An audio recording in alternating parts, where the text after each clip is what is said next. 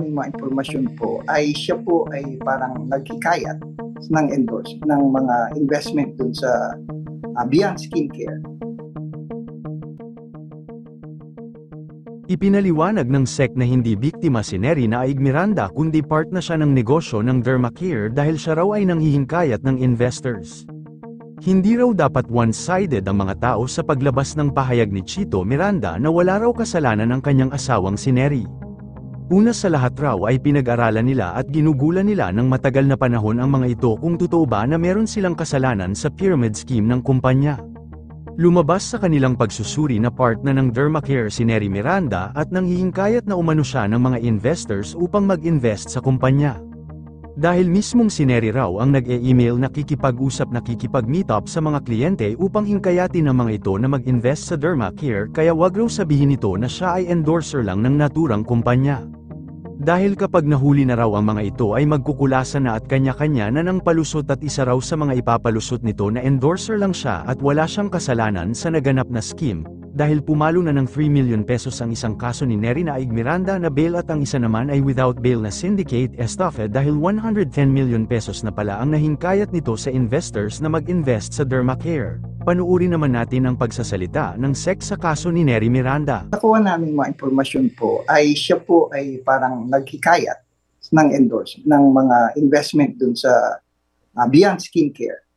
Yun po yung kumpanya na inimbestigahan po.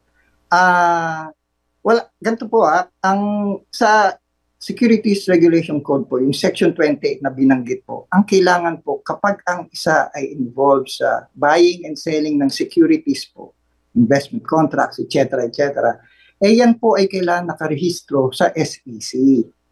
Bakit po kailangan rehistro yan? Kasi yung meron pong obligasyon yan, minemaintain po dapat integrity ng market, yung investment market, yung capital market na tinatawag, para po pagka mas marami nagtitiwala sa mga produkto natin, sa mga securities natin, mas marami mag-inganyo at additional investment opportunity po yan sa mga tao.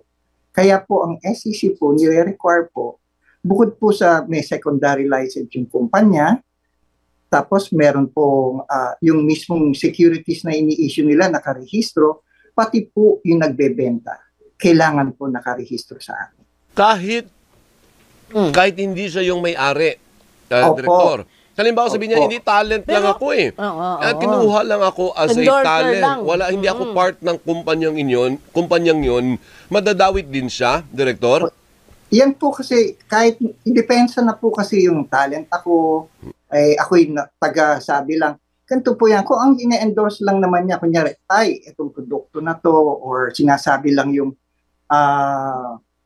pagpunta kayo dyan, maganda mag-makeup yan. Yung mga ganun po, walang problema yan. Pero kapag ang sinabi mo, mag-ano kayo, magandang investment to, kasi kikita kayo ng ganito, kikita kayo ng 10% or something. Pagka ganun na po, yan na ho, involved na kayo sa buying and selling of securities. Kailangan rehistrado na po kayo. Medyo ipaliwanag mo pa ng konti, sir. Ano yung securities?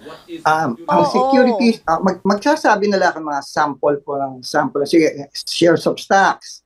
Yan po yan. Yung mga bonds, yung mga proof of indebtedness na tinatawag, at saka investment contract. Paano ho natin malalaman kung itong isang bagay na to